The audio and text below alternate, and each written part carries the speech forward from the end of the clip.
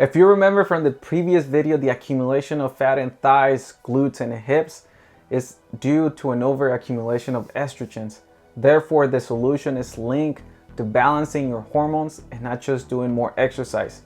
We have to understand why fat accumulates in the areas of the body and prevent this by correcting hormonal levels.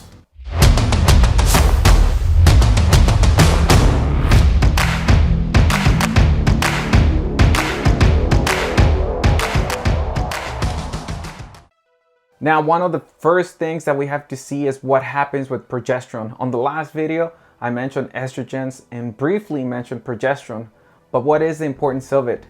This hormone has an important role, and in general, when there is imbalance, there are certain types of estrogens that we don't want with elevated levels, but in certain cases, such as when there is insomnia, premenstrual syndrome, or anxiety, we've found that there are low levels of progesterone.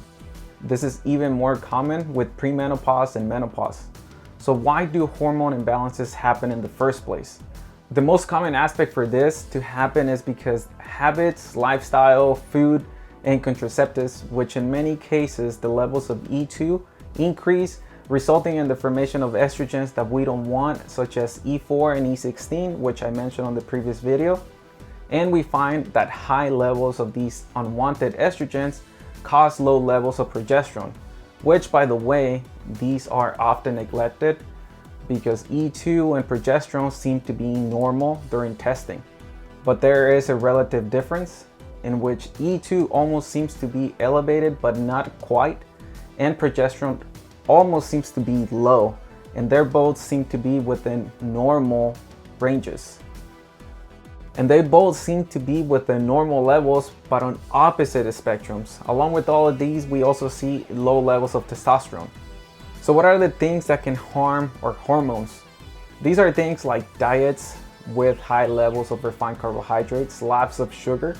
This could also mean high levels of fruits and cereals, a high consumption of coffee, which in most cases, this is a daily drink, but it has an even more harmful effect whenever going through high levels of stress.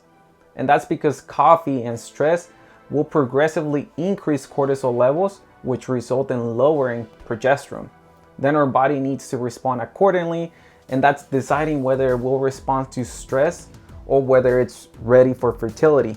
And it's not able to do the two things at the same time. Therefore, if there is chronic stress, the body will respond to the stress and it will lower progesterone. There can be another factor, especially when there is intolerance. And that's because it can increase unwanted levels of estrogens that we don't want to have. This happens primarily with cow milk more than any other animal.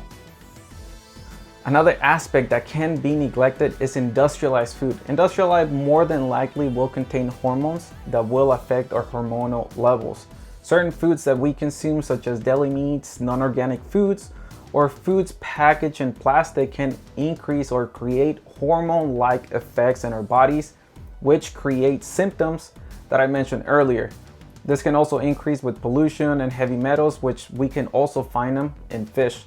Another important factor is the problem with the liver, which many times it can prevent the correct elimination of estrogens that we already have used but are not taken out of circulation, and accumulation begins to happen. And this is also the same scenario with DHT, which is a hormone that when accumulated causes hair loss in men.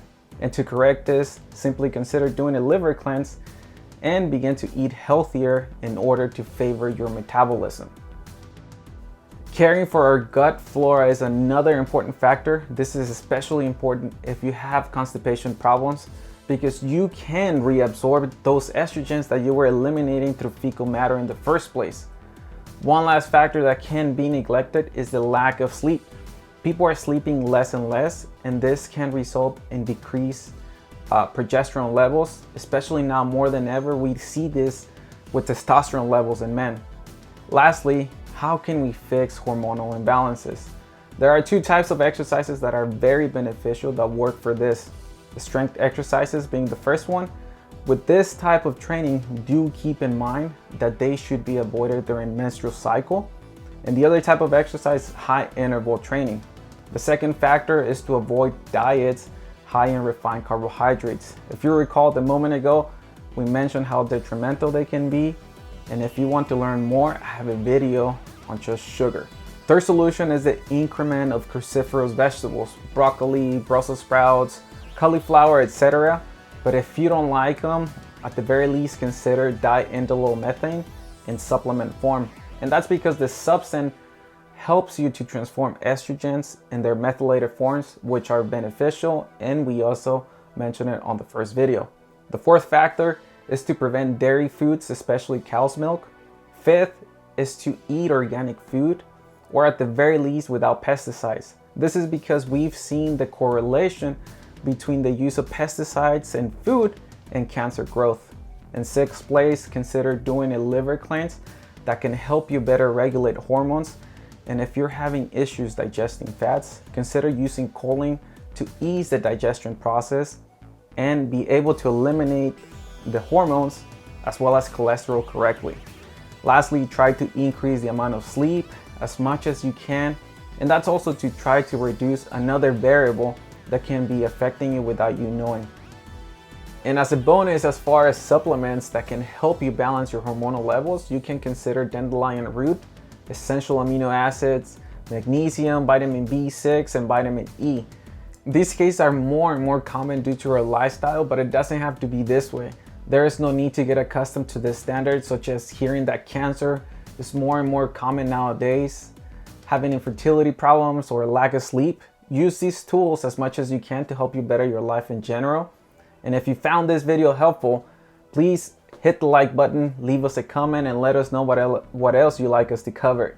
And if you haven't done so already, please subscribe and turn on notifications so you never miss a video. See you on the next one.